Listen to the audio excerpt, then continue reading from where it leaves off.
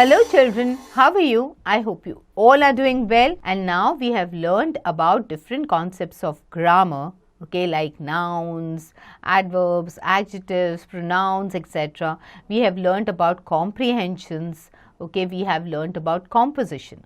Now there is one more very important concept in grammar, which is the vocabulary. So we are going to focus on vocabulary and see what comes under vocabulary. Okay so ये chapter है dictionary skills. So let's see what are dictionary skills. बच्चों, आपको dictionary पता है? It's a book जिसमें अलग अलग words के मीनिंग लिखे जाते हैं. So that is called dictionary.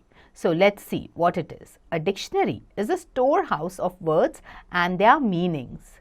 Okay, words in a dictionary are always arranged in an alphabetical order or ABC order.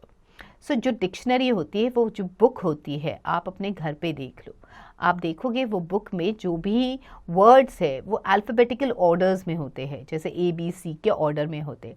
जैसे अगर आप ए के वर्ड्स भी देखोगे तो ए के वर्ड्स भी उसके सेकेंड वर्ड जो होगा वो भी अल्फ़ाबेटिकल ऑर्डर में ही होगा. तो जैसे when you start it will be A, फिर AB, फिर AC, ऐसे वर्ड्स होंगे and then followed by BCD etcetera. Okay, so now let's arrange these group of words in alphabetical order. तो आपको अल्फ़ाबेटिकल ऑर्डर के साथ फेमिलियराइज होने के लिए ये एक्सरसाइज करनी पड़ेगी. जैसे फर्स्ट लिखा है कार्टून, बस, डक, बैग. सो आप इसमें देखोगे क्या लिखा है, कार्टन, बस, डक, बैग. तो सबसे पहले क्या आएगा, बैग, BAG. उसके बाद क्या आएगा, बस, BUS. उसके बाद क्या आएगा, कार्टन. फिर उसके बाद क्या आएगा, duck.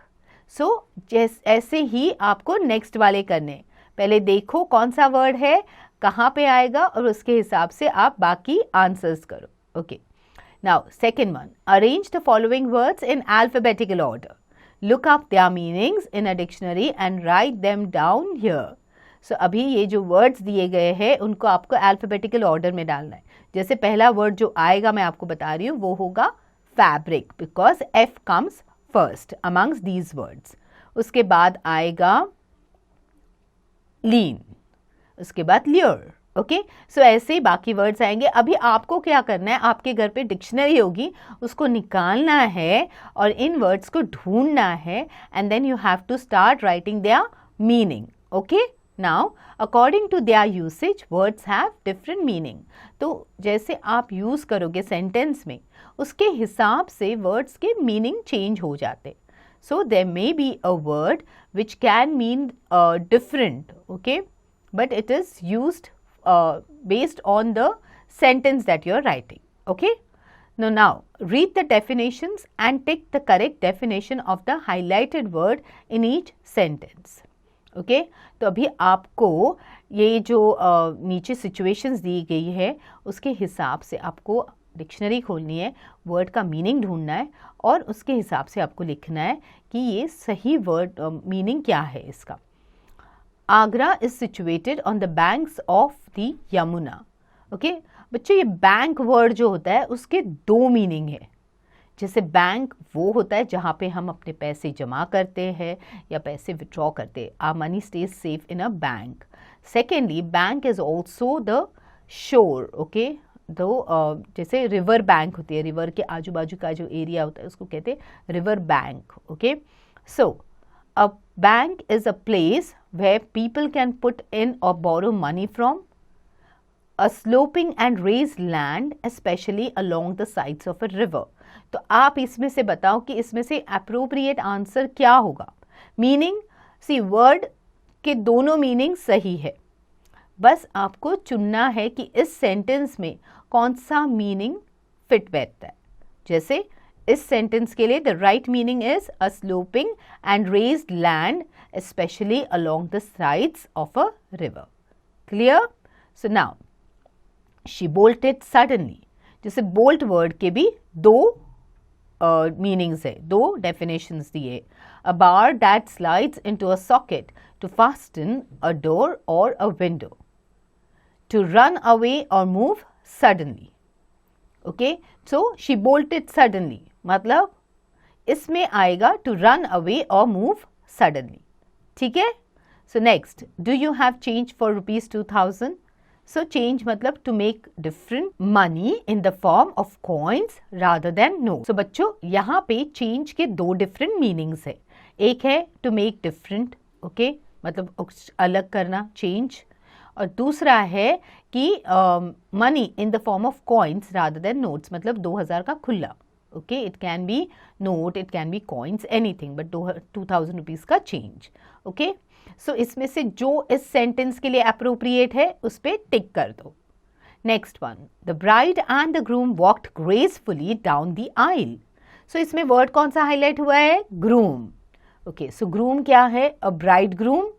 Second meaning is to brush and clean the coat of an animal. So बच्चों आपको क्या लगता है कि ये जो ग्रूम है जो ब्राइड के साथ चल रहा है वो ब्राइड ग्रूम है या to brush and clean the coat of an animal? जल्दी जल्दी जो राइट आंसर है उस पर टिक कर दो। Next, the bus left 5 minutes ago. अब left is the word highlighted, on और towards the side of your body, that is to the west when you are facing north. जब हम north की तरफ फेस करते हैं तो हमारे बॉडी का हिस्सा जो वेस्ट की तरफ आता है वो होता है हमारा left, okay. Second is past tense of leave, okay. हमने पास्ट टेंसेस किए थे ग्रामर में, तो टेंसेस में किए थे, तो past tense of leave is left, okay. So जो इसको अप्रोप्रिएट है to this sentence is what you have to tick, okay. Now next, could you please ring for a taxi? यहाँ पे रिंग के भी दो अलग मीनिंग्स है। A small circular band of precious metal that is worn on a finger. हमारी finger ring होती है जो हम एक्सेसरी होती है जो पहनते हैं। Second is to call by telephone, किसी को कॉल करना means to ring someone. So जो इसमें फिट होता है वो आपको टिक करना है। Look at the sentence, read the sentence and जो राइट मीनिंग है उसको टिक करो। The balloon rose gently into the air, तो इसमें रोज लिखा है, okay. The rose word is highlighted. A flower with a pleasant smell या past tense of rise, okay. So जो एप्ट है, look at the sentence and then जो right है meaning उस पर टिक कर दो, okay. Next, he stamped his foot in anger. Stamp, ये स्टैम्प वर्ड को हाईलाइट किया गया। इसके दो मीनिंग्स है, bring down one's foot heavily on the ground और on something on the ground, or B, a small piece of paper with a picture that is stuck onto a letter for postage before it is posted. So stamp के दो meaning है, एक तो वो है जो गुस्से में हम अपने पैर नीचे ज़मीन पे पटक देते हैं वो है stamped, और दूसरा है जो एक छोटा सा पीस ऑफ पेपर होता है जो हम लेटर्स भेजते वक्त एनवेलप पे डालते हैं, दैट इज स्टैम्प, ओके। सो इस सेंटेंस को रीड करो और जो अप्रोप्रिएट आंसर है इसका जो मीनिंग है उस पर टिक करो, which is applied to the sentence. Okay, children? So like this only, start reading the dictionary and finding different meanings. It will enhance your English.